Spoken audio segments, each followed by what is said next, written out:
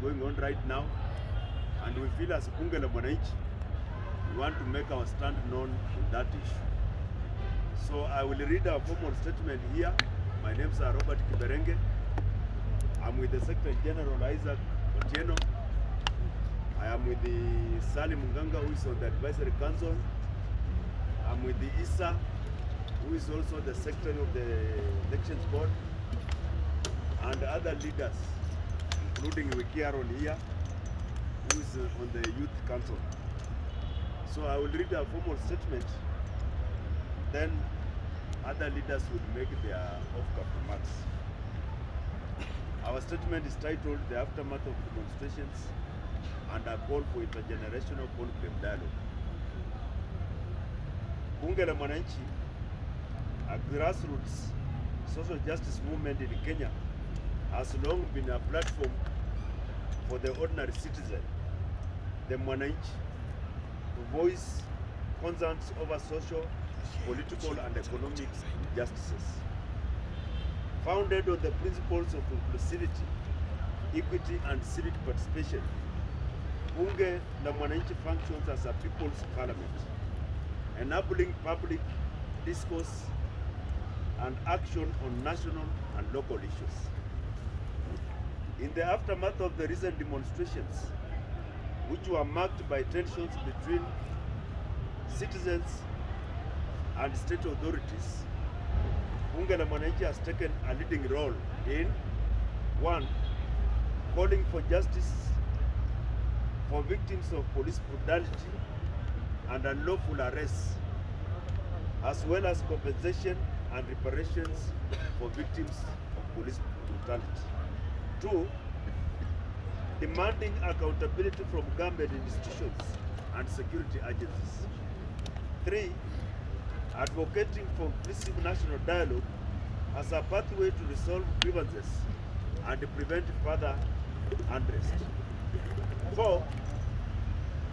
Mobilizing communities peacefully to continue pushing for structural reforms through civic engagement.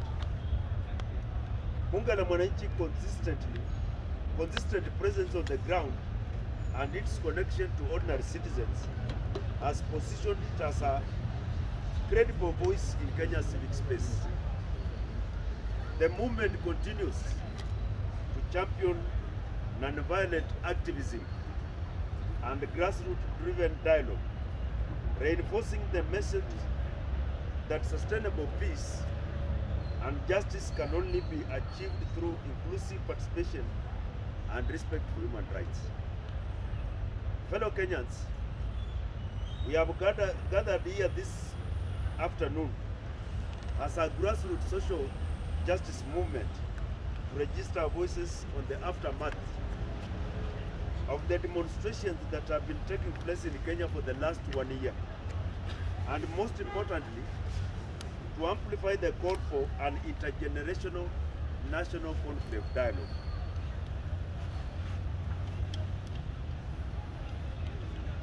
In the wake of the demonstrations, the movement bore the brunt of consequences, as many of our members were victims countrywide.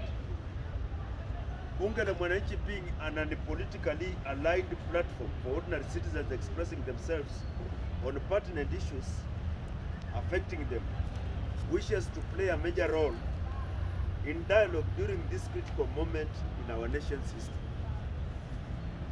The recent Gen Z-led protests, while sparked by genuine grievances rooted in economic injustice, public debt mismanagement, state corruption, and general exclusion, have also witnessed moments of confrontation, tension, and unfortunately, acts of violence, loss of lives, and mass destruction of property. We unequivocally condemn all forms of violence, whether from state security forces or individuals within the protest movements. We condemn police brutality, abductions, and detention without trial and extrajudicial killings. We equally condemn violent attack on policemen, looting and destruction of property.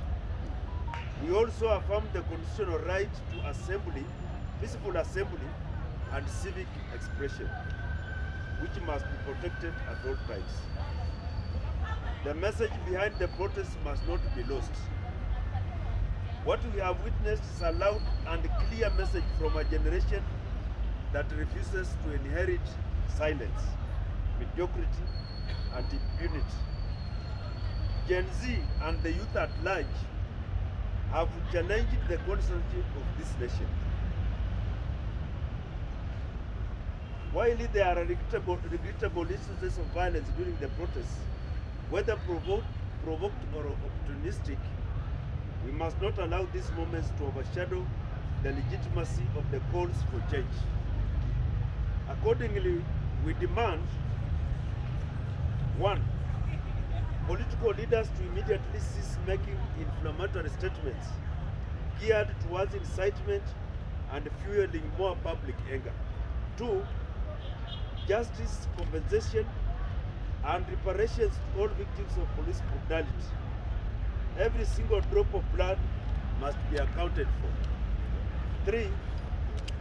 Constituting an intergenerational conclaive dialogue, bringing together all generations, classes, religious representatives, youth, women, professional bodies, unions, trade unions, civil society, people living with disabilities, minorities, marginalized, and the media fraternity.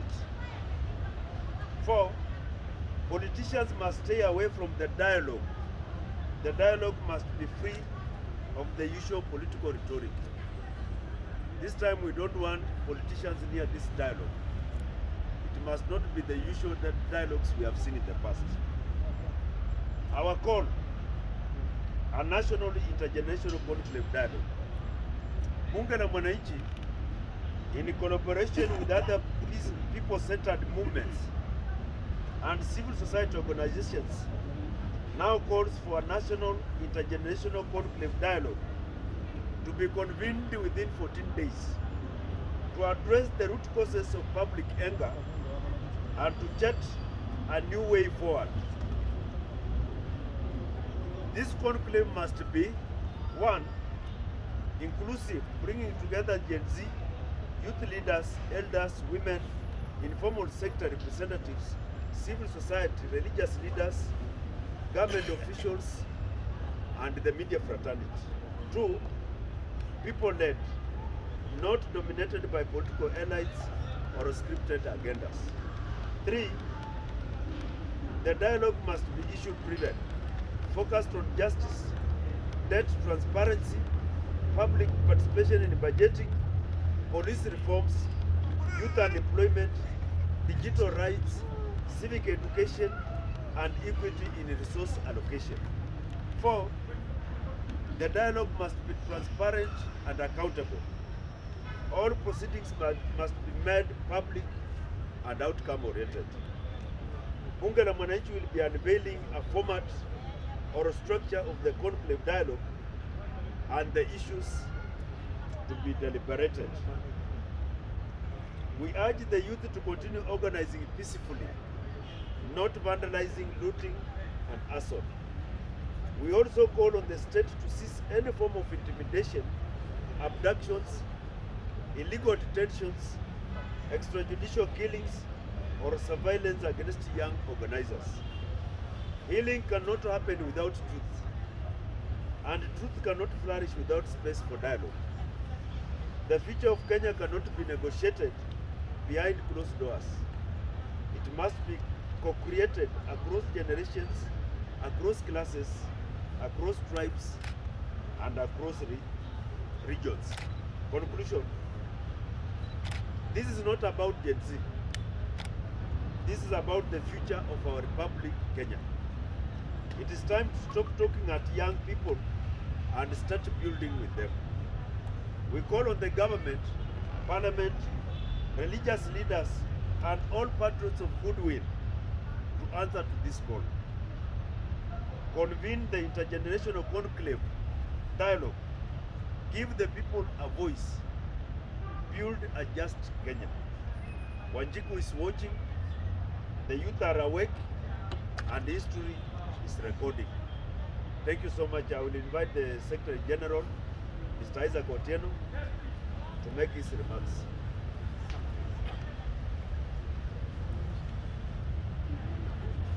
And accountable. All proceedings must be made public and outcome-oriented. Bunge La Mwananchi will be unveiling a format or a structure of the conclave dialogue and the issues to be deliberated. We urge the youth to continue organizing peacefully, not vandalizing, looting, and arson. We also call on the state to cease any form of intimidation, abductions, illegal detentions, extrajudicial killings, or surveillance against young organizers. Healing cannot happen without truth, and truth cannot flourish without space for dialogue. The future of Kenya cannot be negotiated behind closed doors. It must be co-created across generations, across classes, across tribes, and across regions. Conclusion: this is not about Gen Z. This is about the future of our republic, Kenya. It is time to stop talking at young people and start building with them. We call on the government, parliament, religious leaders, and all patriots of goodwill to answer to this call. Convene the intergenerational conclave dialogue. Give the people a voice. Build a just Kenya. Wanjiku is watching, the youth are awake, and history is recording. Thank you so much. I will invite the Secretary General, Mr. Isaac Otieno, to make his remarks.